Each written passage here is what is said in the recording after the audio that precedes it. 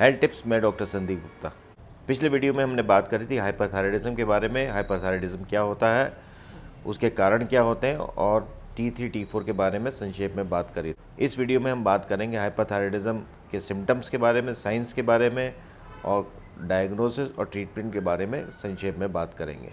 Thyroid hormones जो होते हैं T3 और T4, ये हमारी मेटाबॉलिक एक्टिविटी को डिसाइड करते हैं, उसके मेटाबॉलिक एक्टिविटी के रेट को डिसाइड करते हैं। अगर थायराइड हार्मोन कम होते हैं हाइपोथायराइडिज्म में तो हमारी मेटाबॉलिक एक्टिविटी कम हो जाती है, और अगर थायराइड हार्मोन सर्कुलेशन में ज़रूरत से ज़्यादा होते हैं तो हमारी मेटाबॉलिक एक्टिविटी बढ़ जाती है।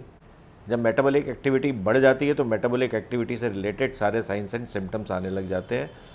हाथों में ट्रेमर्स होने लग जाते हैं, हार्ट बीट बढ़ जाती है, स्वेटिंग बढ़ जाती है, हीट इंटॉलरेंस होने लग जाती है, हमें ठंडक अच्छी लगती है, गर्मी अच्छी नहीं लगती है। आंतें जो है हमारी ज़्यादा चलने लग जाती है, जिससे डायरिया भी हो सकता है। हमारे जो हथेलियाँ हैं वो उसमें स्वेटिंग होने लग जाती है। हाइपरथायराइडिज्म के केसेस में एपेटाइट बढ़ जाती है, यानी कि भूख बढ़ जाती है, और साथ में वेट कम होने लग जाता है। भूख बढ़ने के साथ में वेट बढ़ना चाहिए, पर भूख बढ़ने के साथ में वेट कम होने के दो कॉमन कारण होते हैं, जिसमें से एक है हाइपरथायराइडिज्म और दूसरा है डायबिटीज़।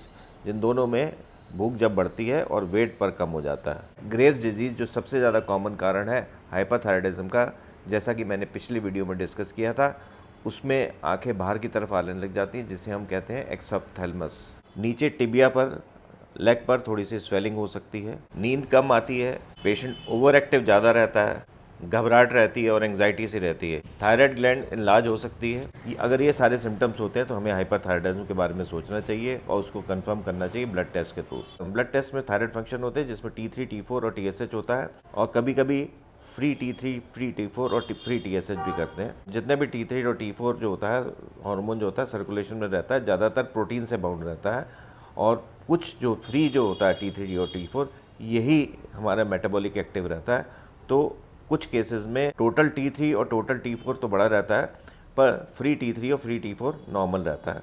तो आइडियली जो होता है फ्री T3 फ्री T4 कराना चाहिए, पर क्योंकि ये थोड़े कॉस्टली होते हैं तो इसलिए स्क्रीनिंग पर्पसेस के लिए हम टोटल T3 टोटल T4 और टोटल TSH कराते हैं। अगर T3 और T4 बढ़ा हुआ है और TSH नॉर्मल या लो है तो हम हाइपरथायराइडिज्म सोच सकते हैं। तो हाइपरथायराइडिज्म को ट्रीट करना ज़्यादातर केसेस में इमरजेंसी नहीं होता है, तो इसलिए कोई भी थायराइड फंक्शन अगर एबनॉर्मल आ रहा है और आप उसको एक्सप्लेन ठीक तरह से नहीं कर पाते हैं तो बेटर यह है कि थोड़ी देर वेट कर लें और थोड़े दिनों बाद दोबारा हम थायराइड फंक्शन टेस्ट करा के देख लें। कुछ केसेस में थायराइड स्कैनिंग भी करते हैं, जिससे हम देखते हैं कि आयोडीन अपटेक कितना हो रहा है। अगर आयोडीन अपटेक ज़्यादा हो रहा है तो इसका मतलब थायराइड हार्मोन सिंथेसिस ज़्यादा हो रहा है। अगर एक ही नोड्यूल में थायराइड हार्मोन ज़्यादा सिंथेसिस हो रहा है तो वहीं पर आपको आयोडीन अपटेक ज़्यादा मिलेगा। अगर आयोडीन अपटेक कम है या नहीं है और आपको हाइपरथायराइडिज्म के फीचर्स और T3 T4 के टेस्ट आ रहे हैं हाइपरथायराइडिज्म के हिसाब से, तो हम थायराइडाइटिस के बारे में सोच सकते हैं। अब इसका ट्रीटमेंट क्या करते हैं? ट्रीटमेंट में हम मेडिकेशन, रेडियो एक्टिव आयोडीन और सर्जरी। मेडिकेशन में दो तरीके की मेडिकेशन होते हैं। एक तो वो दवाइयाँ हैं जो सिंपथेटिक एक्टिविटी जो हाइपरथायराइडिज्म में हो जाती हैं उसको कम करती हैं, जिसे हम कहते हैं बीटा ब्लॉकर्स। ये प्रोपेनॉल देते हैं, जिससे हार्ट रेट कम हो जाती है, स्वेटिंग कम हो जाती है और हाइपरथायराइडिज्म से रिलेटेड एंग्जाइटी थोड़ी सी कम हो जाती है। थायराइडाइटिस के केसेस में जिसमें थायराइड हार्मोन की सिंथेसिस ज़्यादा नहीं है, उसका प्रोडक्शन ज़्यादा नहीं है, ऐसे केसेस में हम वही मेडिसिन देते हैं जो सिंपथेटिक एक्टिविटी को कम करती हैं, जैसे प्रोपेनॉल।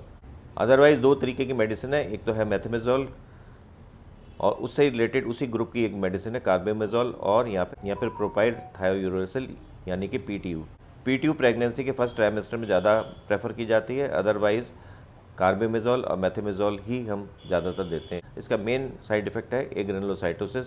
अगर हम दवाई बंद कर देते हैं तो वो ठीक हो जाता है ज़्यादातर केसेस में।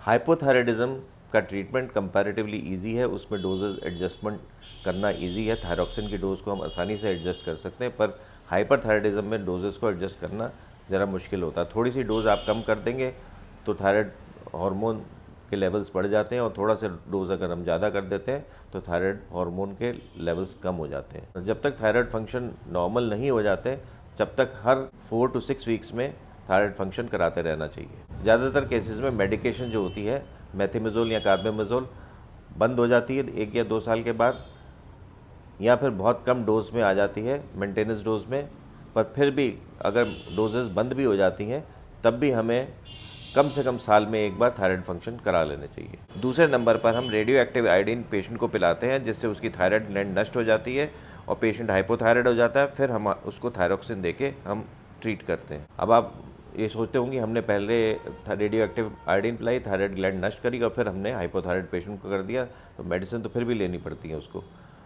पर मैंने जैसे पहले कहा, हाइपोथायराइडिज्म को ट्रीट करना ज़्यादा इजी है, उसमें डोजेज एडजस्टमेंट ज़्यादा इजी है। रेडियो एक्टिव आयोडीन हम लोग प्रेगनेंसी में नहीं दे सकते हैं और उससे पहले थायराइड कैंसर को रूल आउट करना ज़रूरी होता है अगर टॉक्सिक नोड्यूल है तो। अगर थायराइड ग्लैंड इलाज है और हाइपरथायराइडिज्म है तो हम थायराइड ग्लैंड की सर्जरी भी कर सकते हैं, और सर्जरी के बाद में पेशेंट हाइपोथायराइड हो जाता है तो हम थायरैक्सिन देकर उसको ट्रीट कर सकते हैं। किसी भी केस में अगर हम रेडियो एक्टिव आयोडीन देते हैं या सर्जरी करते हैं, ऐसे केसेस में हमें पहले पेशेंट के थायराइड फंक्शन नॉर्मल करने होते हैं, हायर डोजेस देकर थायराइड फंक्शन नॉर्मल आ जाते हैं, फिर हम सर्जरी करते हैं या रेडियो एक्टिव आयोडीन पिलाते हैं। तो नटशेल में हाइपरथायराइडिज्म को मेडिकेशन से ट्रीटमेंट करना ज़्यादा मुश्किल है बजाय कि हाइपोथायराइडिज्म को थायरोक्सिन से। तो इसलिए सर्जरी और रेडियो एक्टिव आयोडीन पिलाकर हम हाइपरथायराइड पेशेंट को हाइपोथायराइड में कन्वर्ट करते हैं और फिर उसे थायरोक्सिन देकर ट्रीट करते हैं। आज बस इतना ही। मेरा वीडियो आपको कैसा लगा कमेंट सेक्शन में ज़रूर लिखिएगा। मेरे वीडियो को शेयर, लाइक और सब्सक्राइब जरूर करें। नमस्कार।